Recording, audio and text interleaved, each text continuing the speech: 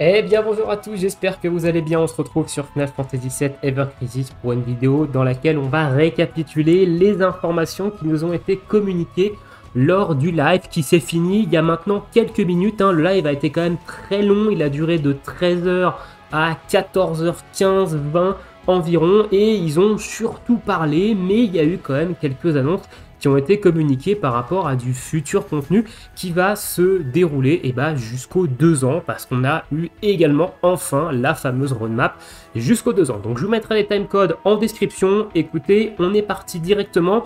Ils ont commencé le live avec notamment une annonce du prochain gros crossover qui aura sur le jeu. Il se tiendra donc en août et ce sera un crossover avec Dragon Quest. Donc à l'écran, je vous mets le costume de Sephiroth que l'on aura pendant le crossover avec Dragon Quest, ainsi que le skin de son arme. Donc ça sera très certainement l'une des bannières du crossover, mais bon, ça, on ne sait pas combien il y aura de bannières, qui seront les personnages mis en avant, mis à part qu'on connaît évidemment seulement Sephiroth. Donc est-ce que ça vous hype ou pas, vous, un crossover avec Dragon Quest? Personnellement, j'ai fait Dragon Quest 11, je suis pas un énorme fan de la licence, et surtout, nous mettre un crossover en août, c'est-à-dire le mois juste avant les 2 ans, ça va être compliqué d'invoquer quand même. Si vous voulez garder un bon paquet de cristaux pour bien profiter du 2e anniversaire qui commence début septembre, de mettre un crossover en août, c'est quand même pas le meilleur move à faire. Mais bon, voilà, crossover avec Dragon Quest en août. Ensuite, ils ont parlé un petit peu chiffres, et alors ces chiffres, personnellement, me font un petit peu peur. Je vais vous donner un petit peu mon ressenti par rapport à ces chiffres. Alors le premier chiffre que je vous mets à l'écran, donc il y a certaines diapos que je vous ai pas traduites parce qu'il n'y a pas énormément de texte et c'est pas très intéressant. Donc le premier chiffre que je vous mets à l'écran, c'est 23,99%. C'est tout simplement le total de joueurs, enfin le pourcentage de joueurs qui ont terminé l'étage B100 de la tour en fait du demi-anniversaire. Alors est-ce que c'est beaucoup, est-ce que c'est peu, sachant que ce pourcentage là se base sur le nombre de joueurs qui ont terminé le niveau 1. Donc sur 100% des joueurs qui ont terminé le B1 de cette tour là, il y en a que environ 24% qui ont terminé le B100. C'est quand même pas beaucoup, il y a quand même moins d'un tiers des joueurs qui ont terminé le B100. Alors qu'est-ce que ces chiffres traduisent? Moi je vais vous donner un petit peu mon ressenti. C'est tout simplement que ce genre de contenu est soit trop long, parce que devoir se palucher déjà les 50 premiers niveaux, c'était très long, même en mode automatique. Je sais qu'il y a des joueurs qui vont dire oui, mais c'est une tour qui se fait en mode auto, etc. Prenez bien en considération que la communauté de Final Fantasy VII Ever Crisis est en très grande majorité des casus, et que surtout maintenant, les joueurs ne jouent pas qu'à un seul gacha. Donc passer 1 heure sur un gacha en mode automatique à grind les niveaux d'une tour, c'est potentiellement perdre du temps sur les quotidiennes de leurs autres gachas, etc. Donc les joueurs ne veulent pas passer des heures sur un même jeu. Ceux qui vraiment y jouent des heures, passent du temps, optimisent leur team, etc. C'est une niche de joueurs. Il faut bien prendre ça en compte aujourd'hui. C'est vraiment une niche de joueurs. Donc ce chiffre-là, moi, ne m'étonne pas. Celui que vous allez voir juste après m'étonne encore moins. Mais en gros, ce que ça traduit, c'est que les joueurs ont tout simplement pas spécialement le temps en fait de clean les 100 étages de cette tour, parce que même si ça se fait en mode automatique, ça reste quand même assez long. Donc ils n'ont pas ça, et peut-être que ils n'ont pas également envie de se prendre la tête sur du team building, et si à un moment donné ça coince avec le mode automatique, ils vont tout simplement également abandonner. Et je pense que le prochain chiffre traduit en fait ceci.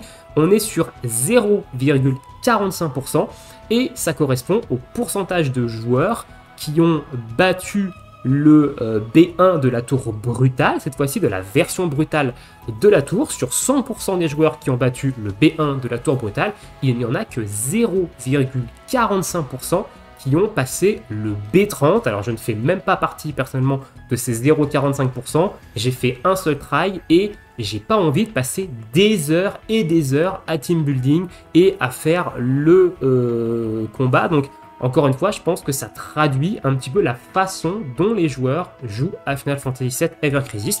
La plupart du temps, les joueurs, ce sont des casus et ils vont juste appuyer sur mode automatique, sur mode équipe recommandée, et si ça passe pas, ils vont laisser tomber parce qu'ils n'ont pas spécialement de temps à perdre dans du team building, dans de la compréhension de strat, etc., qui, qu'on se le dise, n'est pas non plus facile d'accès. Le team building, les strats de boss, etc., il faut quand même prendre le temps d'analyser, etc. Et les joueurs, la majorité des joueurs n'ont apparemment pas le temps et pas l'envie de le faire dans Final Fantasy VII Ever Crisis. Donc, est-ce que c'est mauvais pour la suite du jeu?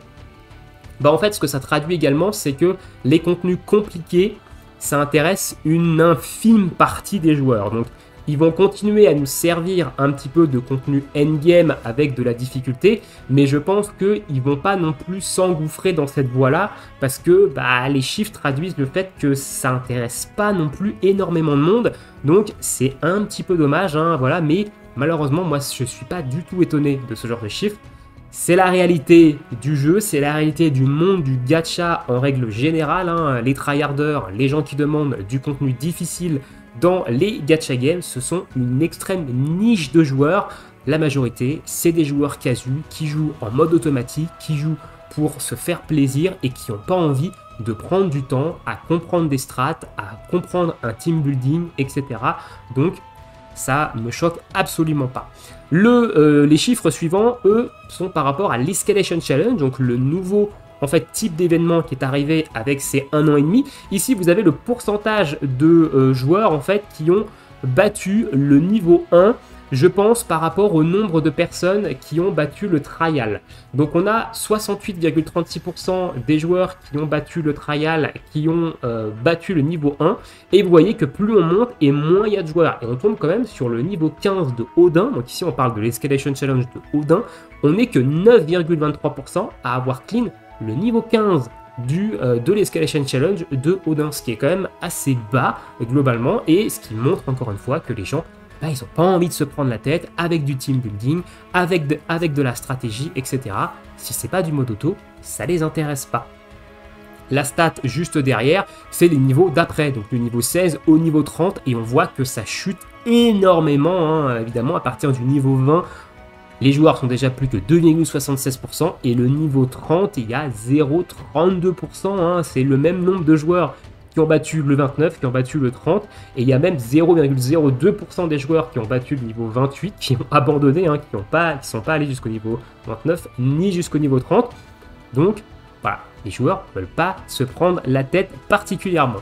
Ensuite, on a eu des stats par rapport aux costumes, donc aux tickets, costumes du premier anniversaire ici. Quels ont été les costumes qui ont été le plus pris avec ce ticket? Donc c'est le ticket du premier anniversaire, pas celui des 1 an et demi, celui du premier anniversaire. Et on voit, pour le coup, j'étais assez étonné quand même de voir que c'est le costume de Cloud Foudre qui est le top 1. Voilà, les gens ont pris le costume Foudre de Cloud en top 1. Alors c'est un très joli costume, certes, au niveau de l'esthétique, mais c'est vrai que il y avait peut-être plus intéressant en termes d'opti. Encore une fois, ça montre quoi? Ça montre que les joueurs, ils prennent les skins qu'ils aiment au niveau visuel et qui se font juste plaisir au niveau visuel, et que les statistiques et l'optimisation, ça les intéresse très certainement pas. Donc en deuxième, on a le skin de Barret Electro Armor. Donc là, on pourrait peut-être plus partir sur le côté opti, parce que beaucoup de joueurs ont pris l'Electro Armor un petit peu parce que c'était le seul costume vraiment intéressant sur Barret. C'est un costume hyper polyvalent. En troisième, on a le costume de Tifa Lapin. Pas du tout surprenant, malgré le fait que Tifa ait eu un costume all élémentaire au Nouvel An, que je pense beaucoup de joueurs qui aiment Tifa ont invoqué, les gens ont quand même pris le skin de Tifa Lapin. Alors certains l'ont pris sûrement avant la sortie du Nouvel An, vu qu'on parle du ticket du premier anniversaire, ça fait quand même plusieurs mois qu'on l'a, mais pas étonnant. En niveau 4, le costume de Tifa, celui-ci, qui en termes d'optimisation est pas du tout intéressant, mais en termes de skin, il plaît aux gens. Et en cinquième, c'est le costume de Cloud, un petit peu Ronin, samouraï, qu'on a eu lors du Nouvel An de l'année dernière. Donc voilà, pour le coup, je suis pas choqué, et ça traduit encore une fois le fait que la communauté Final Fantasy VII Ever Crisis, c'est des casus qui jouent pour le skin et qui jouent pour se faire plaisir, et des contenus qui sont compliqués, qui demandent de la réflexion, et bah ça en intéresse qu'une infime partie, encore une fois. Stat suivante, ici, alors une stat un petit peu particulière ici, c'est les armes sur lesquelles les joueurs ont mis le plus de weapon parts. En top 1, on a l'arme de Glenn haut. Ça me choque pas, honnêtement, hein, on est resté très longtemps sans grosse arme physique haut, donc ça me choque pas que l'arme de Glenn soit celle qui a eu le plus de weapon parts sur elle. Hein. En deuxième, on a l'arme magique terre de Lucia. Alors ça, c'est plutôt étonnant, oui et non, en réalité, parce que eh ben, si vous n'avez pas invoqué sur Vincent, que vous aviez skip Vincent parce que vous vouliez justement garder des cristaux pour l'anniversaire, ou au contraire, vu qu'on sortait du crossover MH, bah, vous aviez plus de cristaux, et bah c'était la seule autre arme viable en fait du jeu pour du DPS Magic de terre. Donc ça me choque pas vraiment que Lucia ait eu pas mal de weapon parts consommés en fait sur cette arme là. En troisième, on retrouve l'arme de Zac feu magique. C'est également pas très étonnant parce que les gens l'ont sûrement doublonné pour aller battre du Shiva X2. Voilà, c'était une arme qui était très forte sur Shiva X2 notamment, donc je suis pas trop choqué. En quatrième, c'est les gants FF9 de Tifa. Pareil, je suis pas non plus étonné parce que bah, c'était la première collab du jeu et du coup les gens ont voulu sûrement aller récupérer au moins l'OB6 voire l'OB10 parce que c'est une arme qui était très intéressante et qui est toujours très intéressante, qui a reçu même un up lors du rerun de la collab FF9 en août dernier, donc ça me choque absolument pas. Et en cinquième, la Kamura de Iris, évidemment, hein, d'ailleurs que ça ne m'étonne absolument pas. D'ailleurs, petite information, il n'y aura pas de rerun de Monster Hunter. Ils l'ont annoncé dans le live, ça ne sert plus à rien d'attendre un rerun de Kamura, un rerun de Monster Hunter, ils l'ont officialisé, il n'y aura pas de rerun. Néanmoins, ils vont tâcher de faire un équivalent de cette arme pour notamment ceux qui l'ont raté, hein, cette arme-là. Donc je pense qu'il y aura plutôt un power creep, hein, on aura sûrement une arme qui sera plus forte que Kamura, mais du coup il n'y aura pas de rerun Monster Hunter, hein, ils l'ont également annoncé lors du live. Ensuite ici c'est une statistique par rapport au fond d'écran. Voilà, ils avaient fait la même chose pour le premier anniversaire, hein, et en top 1 on a évidemment Tifa maillot de bain. Est-ce que c'est étonnant? Pas du tout, hein. Honnêtement, Tifa Mère Noël en troisième position, pas spécialement étonnant non plus. Par contre, le fait qu'on ait quand même 3 fonds d'écran de Cloud, hein, qui sont très jolis, ça c'est peut-être un petit peu plus étonnant globalement, mais bon, Tifa maillot de bain en top 1, ça je pense que personne est étonné à ce niveau-là. Alors ensuite, autre statistique, là je me suis un petit peu emmêlé dans les images, c'est la statistique des emojis la plus utilisée dans les chats. Voilà. Bon, en même temps, on s'empare un petit peu la race de ça, hein. Globalement, je pense que la majorité des guides utilisent Discord en plus, donc je suis pas sûr que ces chats-là soient très très vivants dans les top guides, mais pourquoi pas, ils nous ont balancé un petit top de ces emojis-là. On va passer ensuite aux Quality of Life, donc aux calls qui ont été annoncés sur le jeu, et elles sont très minimes, et encore une fois, celles que je vais vous montrer, eh ben, elles vont encore dans le sens du fait que eh ben, les joueurs sont des joueurs casus et n'ont pas envie de se prendre la tête avec du team building ou autre, hein, vous allez voir juste après, mais la plus grosse qualité de vie annoncée dans ce live, va encore une fois dans ce sens-là. Donc déjà, on a une première qualité de vie qui arrive en juillet, du coup, par rapport au sigil. Donc la phase de sigil va être mise à jour, hein. Donc en plus du signe qui est requis, ici on voit sur l'image, le signe requis, c'est rond, une nouvelle fonctionnalité sera ajoutée, nous permettant en fait de recevoir plus d'avantages au fur et à mesure qu'on attaque avec des signes spécifiques. Donc par exemple ici, on doit utiliser le sigil rond pour casser rapidement évidemment la jauge, mais juste en dessous, alors je sais pas si vous voyez, on a une petite jauge avec un pourcentage et le sigil croix. Ça veut dire qu'on peut également utiliser le sigil croix sur cette jauge pour se donner un petit peu plus d'avantages par rapport au break de jauge. Est-ce que c'est vraiment intéressant? Je ne sais pas, j'attends de voir évidemment en jeu, hein, ça va peut-être apporter quelques autres tactiques, peut-être qu'on partira pas spécialement avec un sigil vraiment efficace, mais avec un sigil un peu moins efficace, je sais pas, pour remplir cette jauge, se donner un petit peu plus d'avantages, etc. Voilà, c'est quelque chose qui a été un petit peu rajouté à ces phases de sigil. Et du coup, ensuite, on a cette fonctionnalité qui, elle, arrive en juin, donc avant évidemment la fonctionnalité des sigils, et qui est tout simplement une option vous permettant de paramétrer, en fait, donc de faire des presets d'équipe pour la formation recommandée. Voilà, donc le petit bouton en haut à droite quand vous faites une équipe où vous avez recommandé de partie qui vous fait une équipe automatisée en fait par rapport au contenu. Alors des fois elle est un petit peu éclatée au sol d'ailleurs cette fonctionnalité, et bah là en fait il nous offre de la qualité de vie sur cette option, nous permettant de la paramétrer. Encore une fois, pour les joueurs qui n'ont pas envie de se prendre la tête avec du team building, ils vont paramétrer en fait leur petit bouton recommandé de partie afin d'avoir une équipe qui est plus ou moins intéressante en fonction du contenu et de ne pas se casser la tête à faire du team building. Donc, tout va dans ce sens-là. Les statistiques le montrent, les qualités de vie qui vont arriver en jeu le montrent ici. Est-ce que c'est la fin des tryharders sur le jeu ? Écoutez, on verra ça. Est-ce qu'on aura un peu moins de contenu compliqué ou autre? Je sais pas. En tout cas, c'est un petit peu le chemin qui est en train un petit peu de prendre le jeu. Et bon, ça fait déjà un petit moment qu'on est quand même sur ce train-là, mais on avait un petit peu d'espoir quand même avec l'arrivée de l'Escalation Challenge. Et là, bon, bah, au vu des statistiques, au vu de la qualité de vie, au vu de ce qui en ressort, bon, on se dirige quand même plutôt vers de la casualisation, plus du jeu.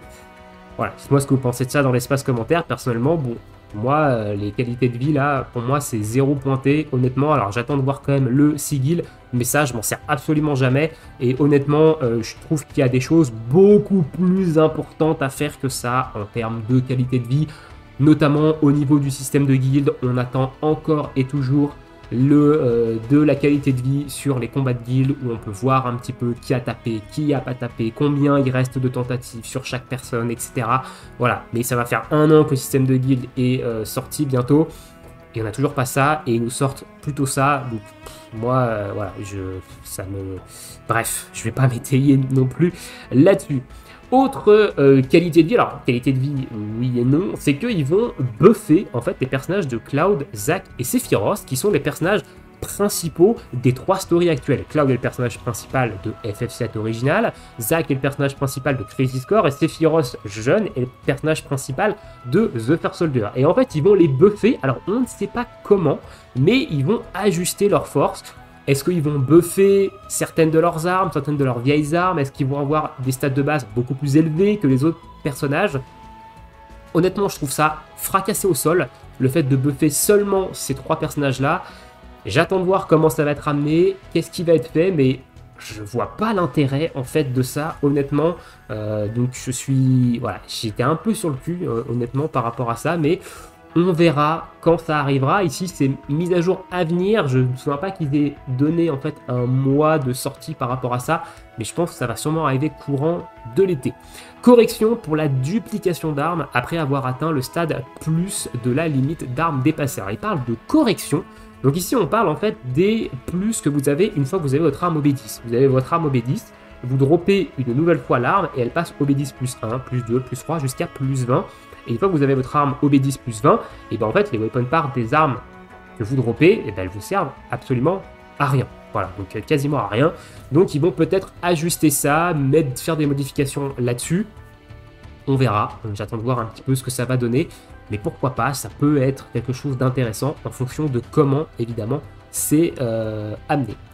Ensuite, et ben, la bannière qui va sortir jeudi. Jeudi là, ils ont annoncé la bannière qui allait sortir jeudi, et c'est Ketsit Rapper. Alors évidemment, le costume, je le trouve vraiment sympa, Ketsit avec sa grosse chaîne, ses lunettes, on voit le chat qui fait avec sa casquette et tout. Enfin, le skin, il est vraiment très cool. On a quelques petites informations sur son arme, hein. Ça nous dit que l'arme en fait va infliger de la faiblesse à un seul ennemi. Alors on ne sait pas trop comment ça va fonctionner ça, honnêtement. Est-ce que c'est la même mécanique que l'arme de Vincent du demi-anniversaire et il va appliquer une faiblesse? On ne sait pas trop. Et il va augmenter également l'attaque physique de tous les alliés s'il a 50% ou plus de PV. Donc ça on verra un petit peu plus en détail jeudi quand ça va sortir, mais c'est une bannière limit break. Donc c'est une arme limitée, on n'a pas eu de bannière limitée ce mois-ci, donc bah, on a une petite bannière limitée qui sort. Alors vous allez voir, on va évidemment en fin de vidéo parler un petit peu plus en détail de la roadmap, mais on va enchaîner de la bannière limitée. Préparez-vous parce que ça va enchaîner de la bannière limitée jusqu'à l'anniversaire.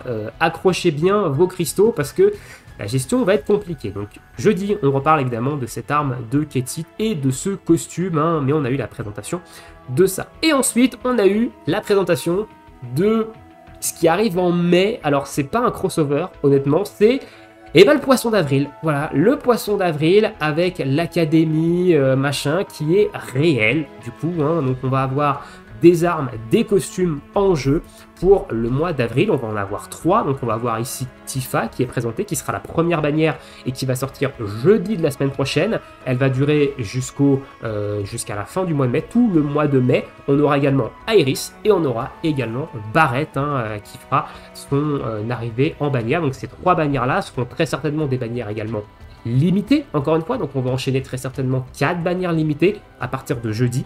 Ketsit, Tifa la semaine prochaine, Iris, Barrett les semaines suivantes. Et on connaît également l'arme ultime du mois de mai, c'est l'arme ultime pour Glenn. Alors au niveau de l'arme de Tifa, on nous dit que son arme, elle va augmenter l'attaque physique de tous les alliés si elle est à 50% ou plus de PV. Et au niveau de l'arme ultime de Glenn, elle va lui donner de la provoque, régène, ainsi qu'une augmentation de résistance physique et de résistance magique sur lui. Donc une bonne grosse arme ultime de tank, voilà, qui est tueur d'ogre. D'ailleurs, elle s'appelle tueur d'ogre. Donc on verra évidemment un petit peu plus en détail au niveau de l'arme de Tifa, les costumes, etc. Ça sort évidemment la semaine prochaine. Je vais vous passer un petit peu le trailer d'ailleurs qu'ils nous ont posté sur Twitter. Voilà, je vais couper le son derrière. Donc voilà, ils ont montré donc le poisson d'avril qui devient réalité, évidemment. Alors moi j'y croyais zéro, certaines personnes étaient persuadées que c'était ça. Il a bien joué à vous, évidemment. Moi j'y croyais absolument pas. Pour moi c'était juste un poisson d'avril. Donc voilà, petite présentation un petit peu de ce poisson d'avril. C'est même pas un crossover, je sais pas, c'est juste un poisson d'avril, voilà, qui devient réalité. Je suis pas hype, Je ne vous cache pas que je suis pas hype. Donc ici, on a Tifa, on l'a vu, elle qui... Alors, sûrement attaque de vent, d'ailleurs, on a vu, c'est assez de vent, mais on sait qu'il ne faut pas se fier spécifiquement aux animations. Des fois, donc sûrement du vent. Barrett, ça semble être également du vent. Là, je pense qu'il n'y a peut-être pas de doute. Alors, il y a des éclairs, donc peut-être de la foudre à voir également. Et on aura également Iris, Iris Covid-19 avec son masque qui, elle, c'est très certainement de l'eau. Je pense que là, elle a fait une grosse bulle d'eau, etc. Donc, c'est très certainement de l'eau.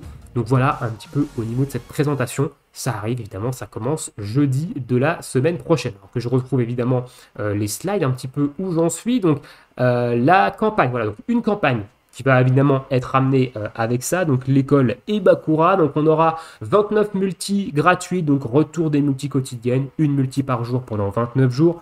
Assez classique, on aura 10 Mithril Ingo en plus, et on aura un total de 5800 cristaux avec cette campagne, même pas de multi. Ils ne nous donnent même pas 6000 cristaux, non, c'est 5800 cristaux. Voilà, c'est pas... Voilà. Donc il y aura sûrement d'autres choses, il y aura des événements, des trucs, etc. Donc il y aura d'autres cristaux à se faire. Mais en tout cas, cette campagne va nous donner un total de 5800 cristaux qui combinent bonus de connexion, mission, etc. Voilà. En plus des multis gratuites. Donc ici, on a le skin d'Iris que vous avez vu dans la vidéo. Iris Covid-19 avec son masque. Faut lui dire que le Covid-19 s'est dépassé maintenant. Voilà, t'es un petit peu en retard, mais je sais que beaucoup aiment bien ce costume-là, surtout que c'est vrai qu'il est plutôt sympa, son costume, pas ce mytho, c'est un petit peu mieux que Tifa écolière. Tifa écolière, c'est vraiment fan service, c'est vraiment pour vendre, évidemment, donc ça, on n'est absolument pas étonné. Et derrière, Barrett, alors le costume de Barrett, il est plutôt sympa, avec son arme éventail, donc... pourquoi pas, ses grosses baskets, son costume un petit peu sportwear ici, donc avec son sifflet d'entraîneur, pourquoi pas, voilà, ça va sûrement hyper des gens. Personnellement, je suis absolument pas hype du tout par cet événement-là, ça va très certainement skip les bannières. De toute façon, j'ai pas énormément de cristaux, j'ai 47 000 cristaux, donc on va remonter au-delà des 50K, mais il y a les 2 ans, qui arrivent, on enchaîne beaucoup de bannières limitées, on va faire attention avec ces cristaux. Et on finit avec la roadmap. Voilà, donc la roadmap sur le mois de mai, juin, juillet et août, donc du coup jusqu'aux 2 ans.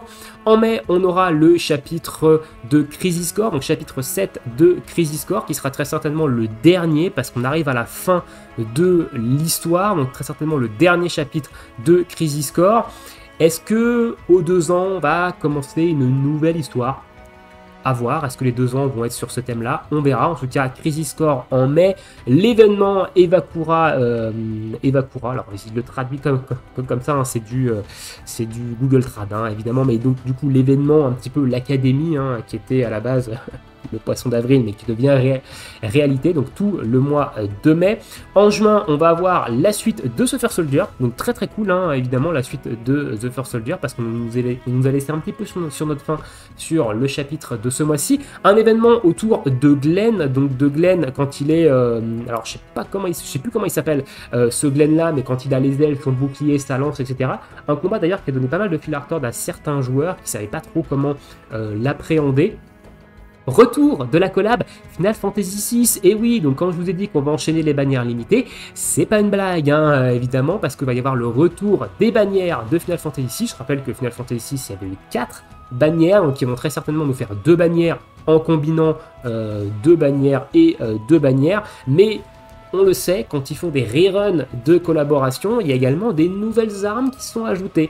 On l'a vu avec FF9, hein, on avait une nouvelle arme pour Zack, l'arme de vent physique, et on avait également une arme pour Ketsit, l'arme qui augmentait l'attaque physique et la défense physique de tous les alliés. Elle est arrivée avec le rerun de la collab FF9 hein, en août dernier. Donc c'est pas impossible qu'on ait de nouvelles armes dans les bannières de rerun de la collab FF6. Mais du coup, eh ben, c'est des bannières évidemment limitées. Donc on va évidemment avoir les améliorations des fonctionnalités, hein, notamment avec, je crois que c'est la fonctionnalité sur les presets de partie, donc le recommandé de partie qui va être amélioré à ce niveau-là, donc voilà, qui arrive également en juin. En juillet, chapitre 9 de Final Fantasy VII original, donc on commence à arriver dans le vide, donc on va avoir en fait un petit peu, on commence à arriver dans l'étape où on va devoir aller au cratère nord, je crois, comme on arrive ici. Les événements saisonniers, alors je vous les ai pas montrés ici, mais ils ont montré 2 costumes, hein, ils ont montré le costume de Zack et le costume de Angel, qui sont les costumes pour l'événement saisonnier. Alors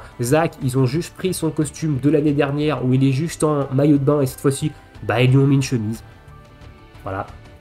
Et ils lui ont mis des claquettes, je crois qu'il était pieds nus aussi dans le costume où il est en maillot de bain. Donc on aura évidemment Zack et Angel qui seront mis à l'honneur pour les événements de l'été. Nouvelle invocation, ici c'est l'invocation duo Léviathan Bahamut. Voilà, on s'en doutait un petit peu hein, que ça allait être Léviathan Bahamut qui allait être le prochain duo d'invocation. Et mise à jour de la phase de diffusion, alors ça c'est mise à jour des Steam, ça veut dire qu'on aura une mise à jour au niveau des sphériés des personnages. Donc est-ce qu'on arrivera au level 100, donc augmentation du level cap en juillet, avec peut-être des nouvelles LB, peut-être les Limit Break 4 sur les personnages.